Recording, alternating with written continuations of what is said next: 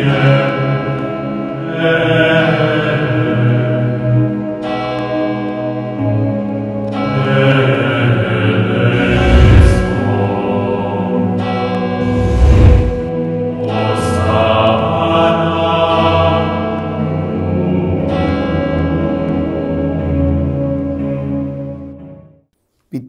పుత్ర పవిత్రాత్మ నామమున ఆమేన్. చిన్న ప్రార్థన చేసుకుందాం. మమ్ము సదా కాచి కాపాడుతున్న మా తండ్రి, ఈ ఉదయకాల సమయంలో మేమందరం కూడా నీ వాక్యం ఆలకించడానికి సిద్ధపడుతూ ఉన్నాం. మరింతగా నీ వాక్యం ఆలకించి అర్థం చేసుకున్నట్టుకు మేము ప్రయత్నం చేస్తూ ఉన్నాం. ప్రభువా, ఆలకించబోతున్న వాక్యాన్ని ఆశీర్వదించండి.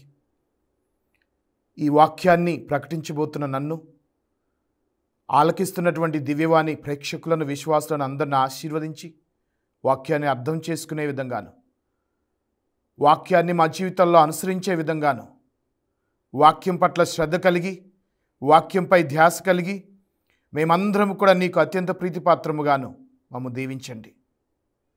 దేవుని కృప, పశ్చాత్తాపము మా అందరికీ ప్రసాదించమని ఈ చిన్ని ప్రార్థనను యేసయ్య అత్యంత శ్రేష్టమైన నామములో అడిగి వేడుకొనుచున్నాం తండ్రి, ఆమేన్.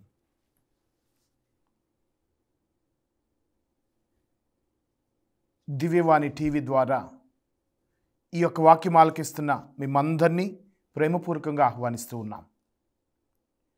ఈ రోజున ఇద్దరు రాజుల గురించి మనం ధ్యానించుకోబోతూ ఉన్నాం. దేవుడు ఇశ్రాయేలు ప్రజల కొరకు ఎన్నుకున్నటువంటి మొట్టమొదటి ఇద్దరు రాజులు సౌలు, దావీదు. వీరిద్దరి గురించి కూడా ఈరోజు మనం ధ్యానించుకోబోతూ ఉన్నాం. ప్రియులారా, దావీదు రాజు గురించి మనకు తెలుసు, కాస్తో కూస్తో వింటూ ఉంటాం తరచుగా. ఈరోజు సౌలు రాజు గురించి కూడా పూర్తిగా ధ్యానించుకుందాం. ఈ ఇరువురు రాజులని ఎన్నుకున్నవాడు దేవుడు. ఈ ఇరువురు రాజులని అభిషేకించిన వాడు సమూయేలు ప్రవక్త. ఈ ఇరువురు రాజులు దావీదు, సౌలు లేదా సౌలు, దావీదు, వీరిరువురు వారి మొదటి యుద్ధాన్ని ఫిలిష్తీయుల మీదే చేశారు. ఆ విధంగా ఈ ఇద్దరు రాజులకి చాలా సారూప్యతలు ఉన్నాయి, చాలా పోలికలు ఉన్నాయి. ప్రియులారా, మనందరికీ తెలుసు దావీదు గొర్రెలు కాసేవాడు. మనం సౌలు గురించి కూడా తెలుసుకుందాం. సౌలు గాడిదలు కాసేవాడు. సౌలు వాళ్ళ తండ్రి గారి పేరు కీషు. దావీదు వాళ్ళ తండ్రి గారి పేరు ఈషాయి. మరి సమూయేలు మొదటి గ్రంథంలో ఇవన్నీ కూడా మనం ధ్యానిస్తూ ఉంటాం. మరి తప్పిపోయిన గాడిదలు ఎతుకుతూ ఉన్నటువంటి సౌలుని దేవుడు మరి సమూయేలు ద్వారా అభిషేకించి రాజుగా ఎన్నుకుంటాడు. పొలంలో గొర్రెలు కాసుకుంటున్నటువంటి దావీదుని మరి సమూయేలు ద్వారా దేవుడు ఎన్నుకొని అభిషేకించాడు. ఈ విధంగా ఇరువురిని ఎన్నుకున్నవాడు దేవుడు. ఇరువురు కూడా, ఒకళ్ళు సౌలు గాడిదలు కాస్తే దావీదు గొర్రెలు కాసేవాడు. సౌలు తండ్రి కీషు అయితే దావీదు తండ్రి ఈషాయి. మరి ఈ ఇరువురు ఏం చేసి మరి దేవుని కృపను పొందుకున్నారు, ఏం చేసి దేవుని కృపను పోగొట్టుకున్నారు, ఈరోజు వాక్యం ద్వారా ఆలకిద్దాం. ప్రియులారా, ఇశ్రాయేలు ప్రజలకి మొట్టమొదటి రాజు సౌలు తన మొదటి యుద్ధాన్ని ఫిలిష్తీయుల మీద చేశాడు. ఫిలిష్తీయులు అంటే దేవుని వ్యతిరేకులు. ఫిలిష్తీయులు మరి యెహోవా దేవునికి, ఇశ్రాయేలు ప్రజలకి ఒక విధంగా శత్రువు లాంటి వాళ్ళు. సమూయేలు మొదటి గ్రంథములో మనము 13వ అధ్యాయంలో, తాను 12వ అధ్యాయము ఆ ప్రాంతంలో 12వ అధ్యాయంలో పూర్తిగా రాజుగా అభిషేకించబడ్డాడు. మరి రాజుగా అభిషేకించబడినటువంటి సౌలు 1 సంవత్సర కాలం తీసుకొని అంతా కూడా సెట్ చేసుకున్నాడు తన రాజ్యాన్ని, తన సైన్యాన్ని. మరి దేవుని పిలుపు మేరకు తన మొదటి యుద్ధాన్ని ఫిలిష్తీయుల మీద చేస్తూ ఉన్నాడు. మరి ఆ ఫిలిష్తీయుల మీద తన మొదటి యుద్ధం జరిగిన విధానాన్ని మనం ధ్యానించుకుందాం. ప్రియులారా, 13వ అధ్యాయంలో మనం చూస్తాం. 13వ అధ్యాయము 1-2 వచనాల్లో సౌలు ఇశ్రాయేలు నుండి 3000 మంది వీరులను ఎన్నుకొనెను. తన మొదటి యుద్ధానికి సౌలు తాను ఏర్పాటు చేసుకున్న సైన్యం 3000 అంట. ఆ 3000 మందిలో 2000 మందికి సౌలు నాయకుడిగా ఉన్నాడు. ఇంకో 1000 మందికి సౌలు కుమారుడైన యోనాతను నాయకుడిగా ఉన్నాడు. 3000 మంది సైన్యంతో ఒక 2000 మందిని సౌలు చూసుకుంటుంటే ఇంకో 1000 మందిని తన కుమారుడైన యోనాతను చూసుకున్నాడు. యుద్ధానికి బయలుదేరారు ఫిలిస్టీన్ల మీద. అయితే మనం 5వ వచనంలో చూస్తున్నాం, ఫిలిస్టీన్లు కూడా యుద్ధమునకు సన్నద్ధులైరి. ఇజ్రాయేలు కాదు, ఇజ్రాయేల్ ప్రజలే కాదు, సౌలు రాజే కాదు, ఫిలిస్టీన్లు కూడా యుద్ధానికి సన్నద్ధమయ్యారంట. మనం చదువుతాము, వారికి 30,000 రథములు, 30,000 మంది సైన్యము, ఇంకను మరి కాలిబంటులు వాళ్ళు వీళ్ళు ఉన్నారంటండి. ఫిలిస్టీయులు కూడా యుద్ధానికి సిద్ధపడ్డారు. వాళ్ళంట 30,000 మంది అంట. ఇశ్రాయేలీలు సౌలు నాయకత్వంలో 3,000 మంది సైన్యం అయితే శత్రురాజ్యులమైనటువంటి ఫిలిస్టీలంట 30,000 మంది. ఇక్కడ మనం గమనించాలి, అవతల సైన్యం బలంగా ఉందని, శత్రు సైన్యం 30,000 మంది బలమైన ఎక్కువ మంది సైన్యం ఉన్నారని సౌలు రాజు జంకుతున్నాడు, దడుస్తున్నాడు, భయపడుతున్నాడు. అమ్మో, మేమా 3,000 మంది లేము, శత్రురాజులు ఫిలిస్టీలు 30,000 మంది ఉన్నారు. మనం చదువుతాం 13, 14 అధ్యాయాల్లో వాళ్ళ మీద మనం విజయం సాధించగలమా? అక్కడికి కొన్ని చేయరాని తప్పులు చేస్తున్నాడు. దేవుని ఆశ్రయించకుండా మేము 3,000 మందితో 30,000 మంది ఫిలిస్టీన్ల మీదకి యుద్ధానికి వెళ్ళమంటారా ప్రభు అని దేవుని అడగకుండా తొందరపడి సమూయేలు అర్పించవలసినటువంటి బలిని ఇదిగో సౌలే తొందరలో తనే ఆ బలి అర్పిస్తాడు. సమూయేలు చాలా కోపడతాడు, ఎంత పని చేశావు, ఎంత తప్పుడు పని చేశావు అని. ఈ విధంగా ఒకటేమో యుద్ధానికి జంకుతున్నాడు, రెండవది దేవుని ఆశ్రయించకుండా సమూయేలు ప్రవక్త చేయవలసినటువంటి బలిని ఈయన గారే చేస్తున్నారు. మరి నా పక్షాన దేవుడు ఉన్నాడు అన్న ధైర్యం లేదు, నన్ను దేవుడు ఎన్నుకున్నాడు అన్న భరోసా లేదు. అవతల ఎక్కువ సైన్యాన్ని చూసి, బలమైనటువంటి శత్రు వర్గాన్ని చూసి భయపడుతూ వెనకడుగు వేస్తూ ఉన్నాడండి. అక్కడికి దేవుడు కొన్ని గుర్తులు చూపిస్తూ ఉన్నాడు. మనం చూస్తే 14వ అధ్యాయము 6వ వచనములో సౌలు కుమారుడైన యోనాతను అతను అంటాడు, 6వ వచనంలో, సమూయేలు మొదటి గ్రంథము 14వ అధ్యాయం 6వ వచనంలో, యోనాతను తన తోటి సైనికునితో, అంగరక్షకునితో, సున్నతి సంస్కారం లేని ఈ ఫిలిస్టీన్ల దండి మీద మనం వెళ్ళి దాడి చేద్దాం, అదిగో అక్కడ సుమారు 20 మంది ఉన్నారు, రా వెళ్ళి వాళ్ళ మీద పడదాం, వాళ్ళ యుద్ధం చేద్దాం అంటే ఈ యోనాతను పక్కనే ఉన్న సైనికుడు కూడా సరే యోనాతను గారు అంటారు. యోనాతను తన తోటి సైనికుని తీసుకుని వెళ్ళి ఒక్క దెబ్బకంట 20 మందిని చంపేశారు. మనం చూస్తాం వాక్యంలో, సమూయేలు మొదటి గ్రంథం 14వ అధ్యాయము 14వ వచనంలో, యోనాతను అతని అనుచరులు ఇద్దరూ కొట్టిన మొదటి దెబ్బకే 20 మంది ఫిలిస్టీలు నేల కూలిరంట. ఒక్క దెబ్బ గట్టిగా కొడితే యోనాతను ఒక్కడే ఒక్క దెబ్బకు 10 మందిని చంపగలిగాడు. దేవుడు కొన్ని దారి చూపిస్తున్నాడు, అబ్బాయి మీరు ఒక్కొక్కరు 10 మందిని చంపగలరు, మీరు 3,000 మంది ఉన్నారు, 3,000 మంది 10 మందిని చంపితే 30,000 అవుతారు, మీరు యుద్ధానికి వెళ్ళండి అని దేవుడు ఒక చిహ్నాన్ని చూపిస్తున్నాడు. కానీ యోనాతను ద్వారా ఒక దారి చూపించాడు సౌలుకి. అయినా సౌలు భయపడుతున్నాడు, అమ్మో అంత పెద్ద సైన్యంతో మన వల్ల కాదు, మేము 3,000 మంది ఉన్నాం, వాళ్ళు 30,000 మంది ఉన్నారని దేవుని శక్తిని, దేవుని బలాన్ని, దేవుడు నా యందున్నాడు, సైన్యములకు అధిపతియగు దేవుడు నా పక్షాన పోరాడతాడన్న ధైర్యం లేకుండా వెనకడుగు వేసి యుద్ధంలో అపజయం పాలయ్యాడు సౌలు రాజు. తన కుమారుని ద్వారా దేవుడు ఒక దారి చూపిస్తున్నా, ఒక్కడెళ్ళి 10 మందిని, ఇద్దరెళ్ళి 20 మందిని చంపిన సౌలు భయం కలిగి ఉంటున్నాడు, ధైర్యం కోల్పోయాడు, వెనకడుగు వేశాడు, జంకాడు. ఇది సౌలు పరిస్థితి. అయితే దావీదు పరిస్థితి ఎంత చక్కగా ఉందో మనం సమూయేలు మొదటి గ్రంథములో 16, 17 అధ్యాయంలో మనం చదువుతాం. గొర్రెలు కాసుకుంటున్న దావీదుని దేవుడు ఎన్నుకున్నాడు. వెంటనే దావీదు తండ్రి ఈషాయి,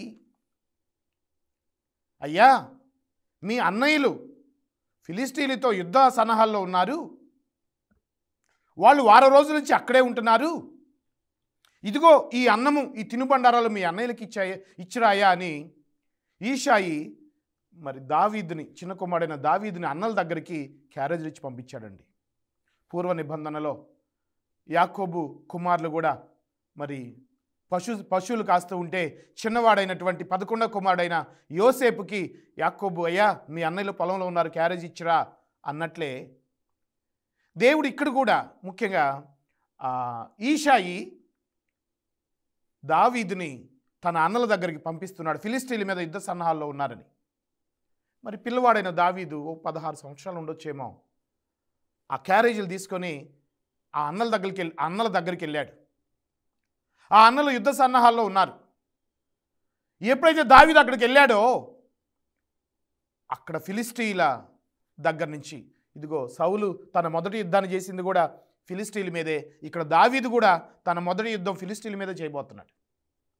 తన అన్నలకి అన్నం తీసుకువెళ్ళినటువంటి దావీదు చెవిలో గొలియాతు సవాళ్ళు వినపడ్డాయండి. మనం చూస్తాము సమూయేలు మొదటి గ్రంథం 17వ అధ్యాయంలో ఫిలిష్తీయుల తరపున ఒక్కడొచ్చాడు, గొలియాతు. వాడంట 9 అడుగులు ఎత్తున్నాడంటండి. 17వ అధ్యాయంలో మనం చదువుతాం. సమూయేలు మొదటి గ్రంథం 17వ అధ్యాయం 4వ వచనంలో, ఫిలిష్తీయుల పక్షము నుండి గొలియాతు అనే వీరుడు ముందుకు వచ్చెను. అతడు గాతు నివాసి, 9 అడుగుల ఎత్తు ఉన్నాడంట.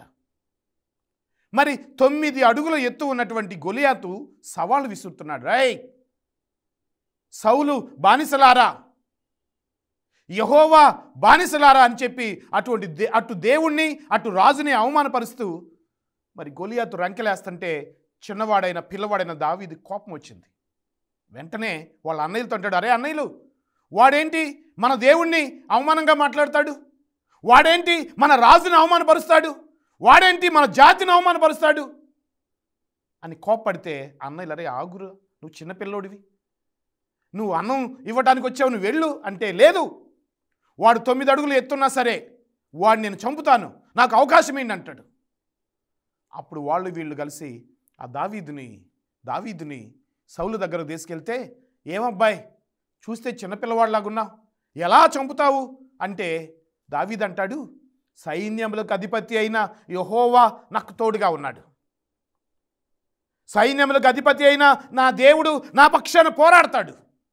నేను గొర్రెలు కాసుకుంటూ ఉంటే సింహములు నా గొర్రెల మీద పడ్డప్పుడు నేను ఒక్క ఉదుటను సింహములను పోరాడేవాడిని, సింహములను చంపేసేవాడిని. తోడేళ్ళు వచ్చి నా గొర్రెల మంద మీద పడ్డప్పుడు నా దేవుడు నా తరపున పోరాడేవాడు, తోడేళ్ళను చంపేవాడిని. ఇప్పుడు కూడా నా దేవుడు నా పక్షాన పోరాడతాడు, నేను గొలియాతు మీద యుద్ధం చేస్తానని మరి సౌలుతో చెప్పి వెళ్తాడు. 5 ఒడిసెల రాళ్లను తీసుకుంటాడు, ఒక్క రాయితోనే ఒడిసెల మీద కొట్టి ఒక్క దెబ్బకే గొలియాతుని చంపుతాడు. భయంకరమైనటువంటి రూపం, అరివీర భయంకరుడైన ఆ గొలియాతుని ఒక్క దెబ్బతో కొట్టాడు. భయపడలేదండి దావీదు, నా దేవుడు నా పక్షాన ఉన్నాడు. మరి సౌలేమో ఫిలిష్తీయులను చూసి 30,000 మంది ఉన్నారని భయపడి వెనకంజు వేస్తే, దావీదేమో భయంకరుడైన గొలియాతుని చూసి కూడా భయపడకుండా నా దేవుడు నా పక్షాన పోరాడతాడని చెప్పి ధైర్యంగా వెళ్ళి మరి శత్రువుని సంహరించాడు. ప్రియులారా, ఈ సౌలు దావీదుల ఈ మొదటి యుద్ధ రంగంలో మనం నేర్చుకోవాల్సింది, సమస్య ఎంత పెద్దదైనా సరే, శత్రువు ఎంత గొప్పవాడైనా సరే, నా దేవుడు నా పక్షాన పోరాడతాడని ధైర్యంగా సమస్యను ఎదుర్కోవాలి. యోబు గ్రంథము 7వ అధ్యాయం 1వ వచనంలో అంటాడు యోబు, మానవ జీవితము యుద్ధరంగమున నిర్బంధముగా పోరాడం వంటిది. పోరాడాలి మనం. సముద్రంలో అలా వస్తుంది, పోటు వెళ్తుంది, ఆటుపోటు. సముద్రంలో ఆటుపోట్లు ఉన్నట్లే మానవ జీవితంలో కూడా ఆటుపోట్లు ఉంటాయి, సమస్యలు ఉంటాయి, ఆర్థిక సమస్యలు ఉంటాయి, అప్పు బాధలు ఉంటాయి, కుటుంబ సమస్యలు ఉంటాయి, అనారోగ్య సమస్యలు ఉంటాయి, బిడ్డల సమస్యలు ఉంటాయి. సమస్యలు చూసి భయపడబాకండి, నా ప్రభువు నా యందున్నాడు, సైన్యములకు అధిపతి అయినటువంటి నా దేవుడు నాకు తోడుగా ఉన్నాడు, నేను ఎదుర్కొంటున్న సమస్యల కంటే నా దేవుడు శక్తి కలిగిన దేవుడని సమస్య మీద ధైర్యంగా పోరాడాలి. శోధన మీద ధైర్యంగా పోరాడాలి.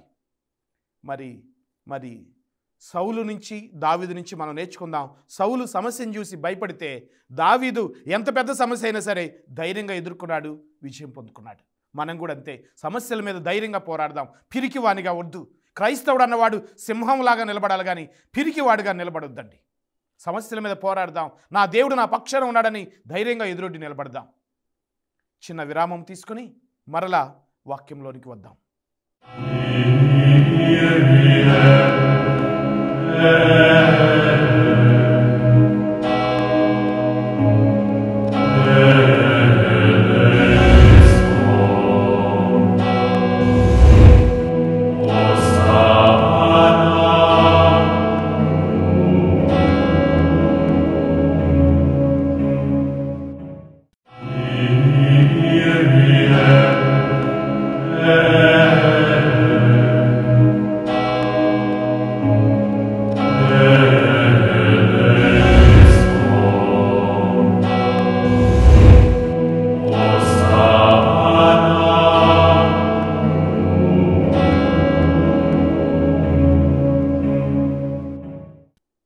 చిన్నపాటి విరామం అనంతరం తిరిగి క్రీస్తు సందేశం నుండి ఈ కార్యక్రమానికి మిమ్మందరినీ ఆహ్వానిస్తూ ఉన్నాను.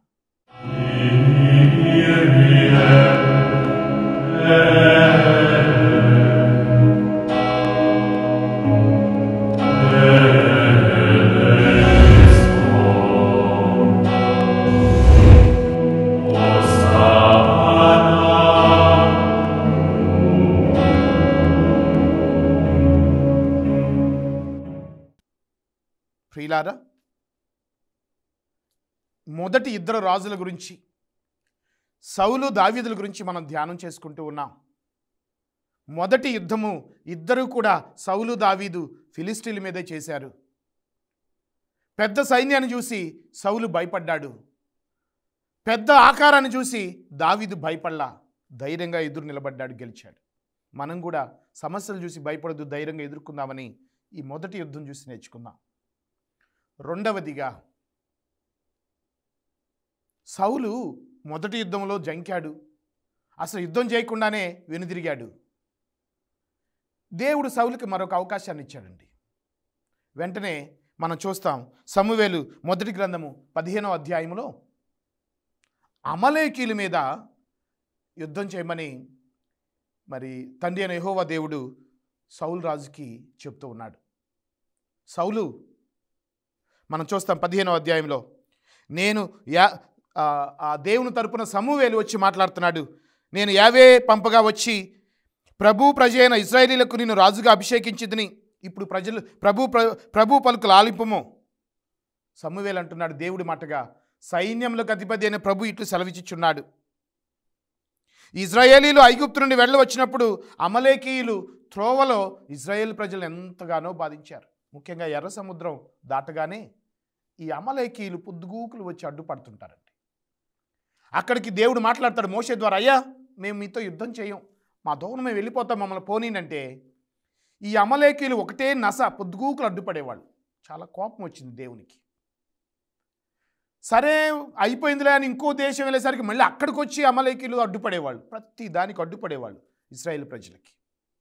దేవుడు వాళ్ళతో చెప్పాడు, మీ పేర్లు జీవగ్రంథంలో రాసుకుంటాను. అందుకే రాజుని ఎన్నుకున్న తర్వాత మొదట ఫిలిస్తీన్ల మీదకు యుద్ధానికి పొమ్మంటే మరి జడిసి మెలకు నుండిపోయాడు సౌలు. ఈసారి మొదటిసారి 3000 సైన్యమే ఉంది, ఈసారి పెద్ద సైన్యాన్ని తయారు చేసుకుని అమలేకీయుల మీదకి యుద్ధానికి వెళ్ళమన్నాడు. ప్రియులారా, సౌలు తన జీవితంలో దాదాపుగా చేసింది 2 యుద్ధాలండి. మొదటిది ఫిలిస్తీన్ల మీద చేస్తే, రెండోది అమలేకీయుల మీదకి చేశాడు. మొదటి యుద్ధం 3000 మందితో వెళ్తే మరి దడిసి వెనకడికి వేశాడు. అందుకే రెండో యుద్ధానికి ఇదిగో 2 లక్షల మంది 2 లక్షల మంది కాలిబంటులు, 10,000 మంది యూదీయులు ఉండిరి. చాలామంది వీరులు. ఈసారి 2,10,000 మంది సైన్యంతో యుద్ధానికి సిద్ధమయ్యాడండి సౌలు. దేవుడు ఒక మాట చెప్పాడు, సౌలు, అమలేకీయులు శపింపబడినవారు, అందరినీ చంపేయి. వాక్యంలో ఉంది 15వ అధ్యాయంలో, కావున నీవు శీఘ్రమే పోయి అమలేకీలను వధింపుము. 3వ వచనంలో మనం చూస్తున్నాం. వారి ఆస్తిపాస్తులను శాపము పాలు చేయుము. వానిలో ఒక్కని కూడా బ్రతకనీయవద్దు. స్త్రీలు పురుషులు నెత్తుడి కందులను చంటిబిడ్డలను ఎడ్లను గొర్రెలను ఒంటెలను గాడిదలను అన్నింటినీ చంపేమన్నాడు. అన్నింటినీ చంపేమన్నాడు. ఎందుకంటే శపింపబడినటువంటి వారు వాళ్ళు. మరి సౌలు దేవుని మాట విన్నాడు. 2,10,000 మంది యుద్ధ సైనికులతో యుద్ధరంగంలోకి వెళ్ళాడు. ఆవలీలుగా అమలేకీల మీద యుద్ధంలో విజయం సాధించాడు. ఈసారి బాగా రెడీ అయిపోయాడు. మంచి బందోబస్తుతో వెళ్ళాడు. మరి ఆవలీలుగా అమలేకీల మీద యుద్ధంలో విజయం సాధించాడు. అయితే చాలా ముఖ్యమైన విషయం, వాళ్ళ మీద యుద్ధం చేస్తున్నాడు. అయితే రాజు మనం చూస్తాము సమూయేలు మొదటి గ్రంథం 15వ అధ్యాయంలో ప్రియులారా, మరి 7వ వచనం, ముఖ్యంగా 8వ వచనంలో, వారి రాజైన ఆగాగు ప్రాణములతో చిక్కెను, అతనిని చంపడయ్యెను. ఏమండి, వాళ్ళ మీద యుద్ధంలో విజయం సాధించాలంటే మరి ముందు రాజును చంపితేనే యుద్ధంలో విజయం. కానీ దేవుడు అందరిని చంపేయమంటే సౌలు మొదట రాజును చంపల. తరువాత మనం చూస్తాము పశువులను, సంపదలను, ఇవి బాగున్నాయి పశువులు, మేలైనటువంటి జంతువులు, మేలైనటువంటి పశువులని, వాటన్నిటిని కూడా నాశనం చేయమన్న వాటిని, శాపము పాలు చేసిన వాటిని సౌలు యుద్ధంలో గెలిచిన తర్వాత పశువులను, సంపదలను ఇంటికి తెచ్చుకున్నాడండి. దేవుడు ఏదైతే చేయొద్దన్నాడో, ఏదైతే శాపం పాలు చేశాడో దానిని ఆశపడి సౌలు ఇంటికి తెచ్చుకున్నాడు. దేవుడు చాలా బాధపడ్డాడండి. ప్రవక్త అయిన సమూయేలు దగ్గరికి వెళ్ళి, నేను అనవసరముగా ఈ సౌలుని రాజుగా అభిషేకించాను. మొదటిసారి యుద్ధం చేయమంటే దడిశాడు, రెండవసారి యుద్ధం చేసి అందరు నాశనం చేయమంటే యుద్ధం చేశాడు. కానీ శాపము పాలైన వాటిని ముట్టుకోవద్దంటే వాటిని తెచ్చుకున్నాడు, ఆశపడుతున్నాడు అని చాలా బాధపడతాడు. ప్రియులారా, జీవితంలో దేవుడు మన గురించి కూడా ఇలా బాధపడే సందర్భం జీవితంలో రాకూడదు. నేను వీళ్ళని ఇంతగా దీవించానే, నేను వీళ్ళని ఇంతగా ఆశీర్వదించానే, వీళ్ళేంటి ఈ పనులు చేస్తున్నారు అని మన గురించి కూడా దేవుడు బాధపడే రోజు రాకూడదు. ఒక ఉన్నతమైన స్థానాన్ని ఇచ్చాడు సౌలుకి దేవుడు, రాజుగా ఆశీర్వదించాడు. మరి అతనేమో చేయమన్న పని చేయకుండా ఏదైతే వద్దన్నాడో ఆ పని చేస్తున్నాడు. అక్కడ వస్తువులు ముట్టుకోవద్దంటే అక్కడ సంపదలని, అక్కడ పశువుల్ని ఇంటికి తీసుకొచ్చుకుంటున్నాడు. వెంటనే సమూయేలు ప్రవక్త వెళ్ళి, సౌలు ఏంటి నువ్వు చేసిన పని? దేవుడు వద్దని చెప్పాడు కదా, ఆ పశువులను ఎందుకు తెచ్చావంటే సౌలు అంటాడు, అయ్యా అన్నిటిని చంపేశానంటాడు. ముందు చూడండి, అబద్ధాలు, తప్పు చేసి కూడా అన్నిటిని చంపేశానని అంటాడు. కానీ సమూయేలు ప్రవక్త అంటాడు, ఎక్కడా? ఆ పశువుల అరుపులు నా చెవిలో వినపడతానే ఉన్నాయి, అయ్యో అక్కడ ఉన్నాయిగా పశువులు అని సమూయేలు ప్రవక్త గద్దిస్తే చూడండి, సౌలు అంటాడు, అయ్యా దేవునికి అర్పిద్దామని వాటిని తీసుకొచ్చాను. చూడండి, తప్పు చేసి దాన్ని దేవుడి మీదకి నెడుతున్నాడు. అయ్యా ప్రజలందరూ కూడా అవి మేలైనవి, మంచివని ప్రజలు చెప్పారు, అందుకనే తీసుకొచ్చాడంటాడు. చూడండి, చేయవద్దన్న పని చేశాడు ఆ రాజు. ఆనాడు ఆదాము అవ్వలు కూడా అదే పని చేశారు. ఆ చెట్టు పండు తినొద్దు, ఏం ఆదాము ఎందుకు ఈ పని చేశావంటే, అయ్యా నేను కాదయ్యా, ఇదిగో ఈ అవ్వే నాకు తీసుకొచ్చి పండించిందని అవ్వ మీదకి నెట్టాడు ఆదాము. ఏ అవ్వ, ఎందుకు ఆ పండు తిన్నావు, తినొద్దన్న పండు తిన్నావంటే, అయ్యా నేను కాదయ్యా, ఆ పామే నాకు ఇచ్చింది అంటుంది. చూడండి, తప్పు చేసి ఆ తప్పును కప్పిపుచ్చుకునే ప్రయత్నం. ఇలానే సౌలు కూడా తప్పు చేసి ప్రజలు తీసుకురమ్మన్నారు, అందుకే తీసుకొచ్చాను, దేవునికి ఇవ్వమన్నారు, అందుకే ఇది ఎలా ఉందంటే 10 ఆజ్ఞలో ఉంది దొంగలింపకము అని. మరి ఒకడు పోయి దొంగతనం చేసి మోసం చేసి, ఎందుకురా దొంగతనం చేశావు, ఎందుకురా మోసం చేశావంటే, దేవునికి ఇద్దామని చేశానయ్యా అన్నట్టుంది. ఇది నువ్వు దొంగతనం చేసి ఎందుకు చేశావంటే దేవునికి ఇద్దామని. తప్పండి. అందుకే వాక్యం అంటుంది 22వ వచనములో, మొదటి సమూయేలు గ్రంథం 15వ అధ్యాయము 22వ వచనంలో అంటుంది, బలుల వలన దేవుడు సంతృప్తి చెందడు. ఆ పశువులు ఎందుకు తీసుకొచ్చావు సౌలు అంటే బలిద్దామని దేవునికి అంటాడు. అందుకే దేవుడు బలుల వలన సంతృప్తి చెందడు. తప్పు చేశాడు, కానీ ఆ తప్పుని కప్పిపుచ్చుకునే ప్రయత్నం చేస్తున్నాడు సౌలు. అదే మనం దావీదు జీవితంలో చూస్తే, దావీదు కూడా తప్పు చేశాడు.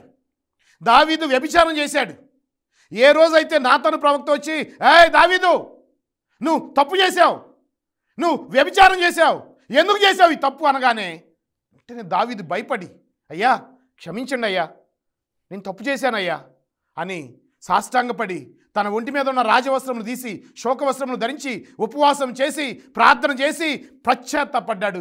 51వ కీర్తన రాసుకున్నాడు, తండ్రి నీకే వ్యతిరేకంగా నేను పాపం చేశాను, నన్ను శుద్ధి చేయమని తప్పును ఒప్పుకొని పశ్చాత్తాపడ్డాడు.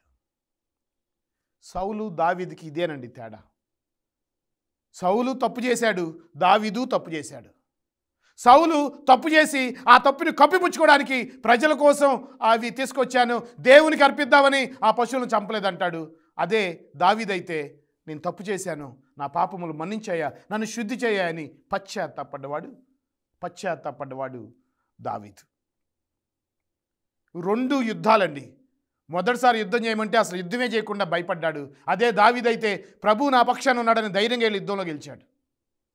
2వ యుద్ధంలో యుద్ధం అయితే చేశాడు, గెలవనైతే గెలిచాడు, కానీ దేవుడు ముట్టుకోవద్దన్న వాటిని ముట్టుకున్నాడు. సంపదలకు ఆశపడ్డాడు, బంగారానికి ఆశపడ్డాడు, పశువులకు ఆశపడ్డాడు.